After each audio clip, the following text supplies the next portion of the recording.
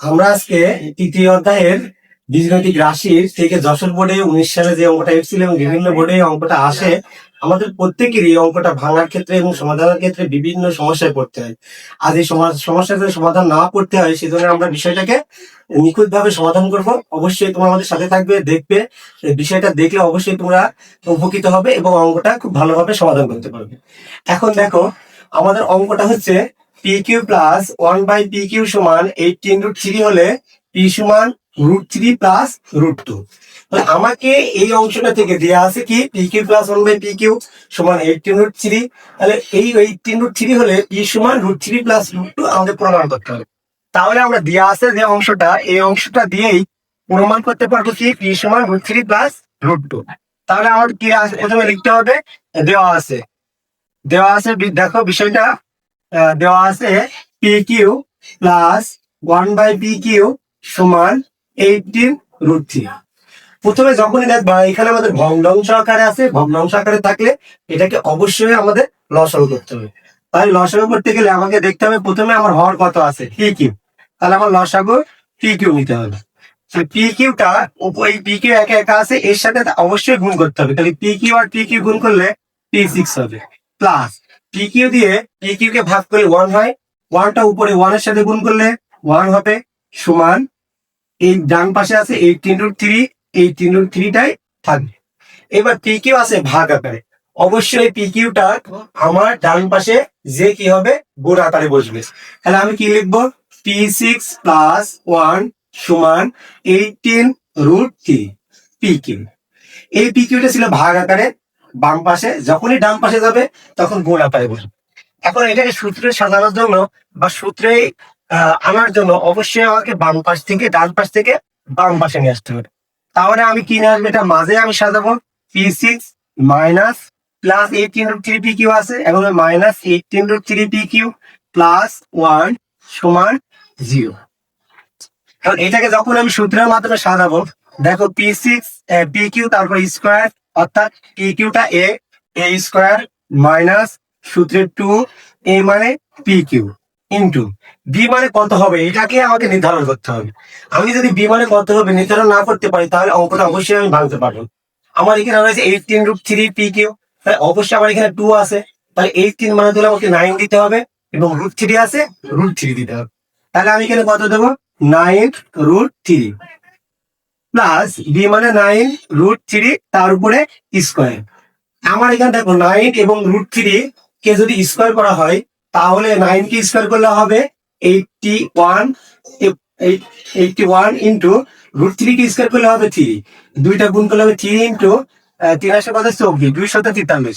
কিন্তু আমার এখানে আছে কত 1, তার মানে কি আমার 243 আছে 1। আমি যদি 243 থেকে 242 বাদ দিই, তাহলে আমি 1টা পাবো। অবশ্যই আমাকে এখানে 242টা বিয়োগ করতে হবে, সমান 0 হবে। এখন দেখো এখান থেকে এই পর্যন্ত আমার একটা সূত্র হচ্ছে, সূত্রটা কি a square minus 2ab plus B square.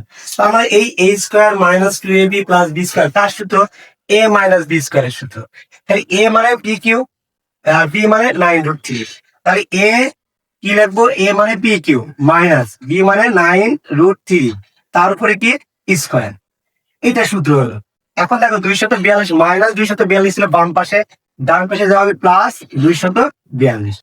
এখন বিষয়টা দেখো, আমি অবশ্যই বোঝানোর জন্য তোমাদের নিচে দাগ দিয়েছি, এখান থেকে এই পর্যন্ত সূত্র হয় a মাইনাস বি তার স্কোয়ারের সূত্র। এটা ভাঙলে, এই সূত্রটা ভাঙলে আমরা এটা পাবো, আর এটা থেকে আমরা এটা লিখতে পারবো। এখন দেখো আমার 242 স্কোয়ার আছে এই পাশে, অবশ্যই স্কোয়ারটা বা ডান পাশে গিয়ে রুট হবে। তাহলে আমাকে কি করতে হবে, স্কোয়ারটা ডান পাশে যে রুট আকারে বসাতে হবে। বিষয়টা আমি আর একটু বোঝানোর জন্য, যেহেতু বোর্ডের জায়গাটা একটু কম, তাই আমি লাইনটা মুছে দিয়ে উপরে আবার তোমাদের বোঝানোর চেষ্টা করছি। এখন দেখো বিষয়টা হচ্ছে স্কোয়ারটাকে আমার ডান পাশে নিতে হবে। তাহলে কি লিখবো আমি, পি কিউ মাইনাস 9√3 সমান √242। এখন দেখো পি কিউ থাকে সমান সমান 9√3 আগে মাইনাস আছে, অবশ্যই এটা ডান পাশে নিয়ে যায় প্লাস 9√3 লিখলাম। সামনে কোনো চিহ্ন না দেওয়া মানে আমাদের ধরে নিয়ে দেওয়া এটা প্লাস আছে। এখন 242 রুটকে আমাদের ভাঙতে হবে। 242 কে উৎপাদকের মাধ্যমে ভেঙে দেখবো কত রুট হয়। তাহলে 242 কে যদি 2 দিয়ে ভাঙি 121 হয়, এবং 121 11 দিয়ে যদি ভাগ করি 11 হয়। দেখো 11 জোড়া আছে, তাই জোড়া থেকে একটা নিলে তার উপরে রুট থাকে না, আর 2 এর জোড়া নেই, তাই অবশ্যই 2 এর উপরে বা 2 এর উপরে রুট থাকবে। এখন দেখো আমি এখানে কি লিখতে পারি, 11√2 পেয়েছি। 242 কে রুট করলে কত হবে? 2 11√2, 11√2। এখন এইটাকে আমাদের সূত্র আকারে সাজাতে হবে বা ভাঙতে হবে। এই সাজানোটা এবং ভাঙাটাই প্রত্যেকটা স্টুডেন্ট ভুল করে। এখানে আমাদের খুব খেয়াল রাখতে হবে, আমাদের প্রমাণে কি চেয়েছিল? প্রমাণে চেয়েছিল পি সমান √3 প্লাস √3। এখন এইটাকে নিয়ে আসতে হলে আমার ঘন এই পাশে ঘন আছে, তাহলে আমার ঘন সূত্র ভাঙতে হবে। আর ঘন সূত্র ভাঙতে গেলে অবশ্যই আমাকে 3√3 দিতে হবে, যেন √3 কে কিউ করলে 3√3 হয়। প্লাস আবার লাস্টে কি দিবা?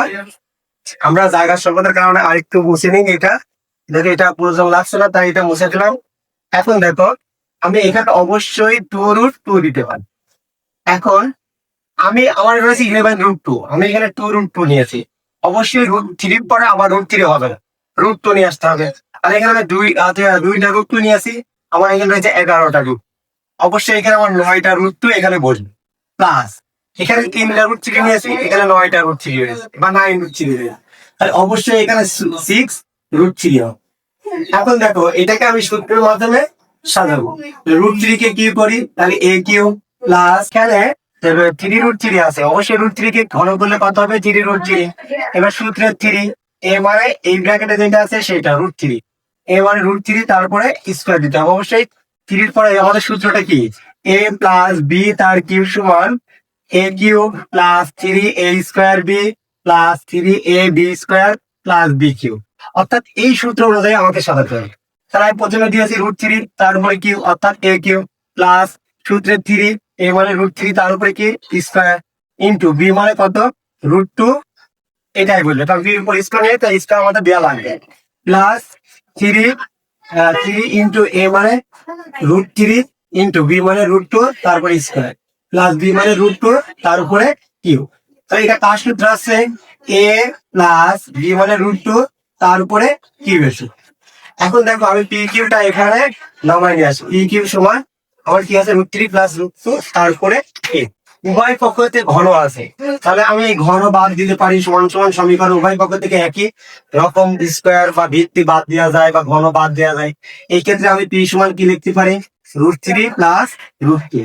এটাই হচ্ছে প্রমাণ।